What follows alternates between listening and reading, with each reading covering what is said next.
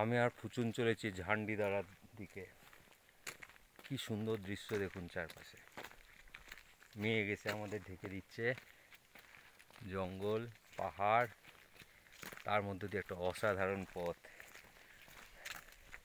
কিছু কিছু বন্য জন্তু আছে, যার জন্যে ফুচুনের হাতে একটা পিস্তলও আছে, এই দেখুন, নিরাপত্তার জন্যে।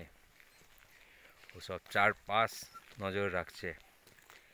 আর আমাদের আরেকজন হাঁটার সঙ্গী, সে একটু এগিয়ে গেছে ফুচুনের সোনামশাই। দেখুন মেঘ যাচ্ছে, আপনাদের দেখিয়ে দিই দৃশ্যটা। দেখুন মেঘ উঠে আসছে, দেখতে পাচ্ছেন? দেখুন, সত্যিকার আমরা এখন মেঘের মধ্যে হাঁটছি। হ্যাঁ, দেখুন ওই যে যাচ্ছে একজন দূরে, আমাদের সোনামেশো ফুচুনের। ফুচুন কিন্তু পিস্তলতে কড়া নজর রেখেছে। এবার কিন্তু রাস্তাটা মাঝে মাঝে নিচেও নেমে যাচ্ছে। এতক্ষণ ধরে খাড়া চড়াই ছিল, খুব কষ্ট করে আমরা এসেছি, কিন্তু এখন রাস্তাটা অনেক ইজি হয়ে গেছে মনে হচ্ছে, তাই না? আপনি এ ব্যাপারে কিছু বলবেন সূর্যবাবু? বলুন বলুন, কথা বলুন।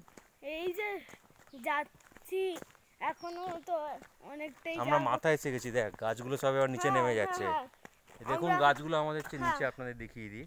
এই যে চারপাশে দেখুন, চারপাশে নজর রাখতে হচ্ছে।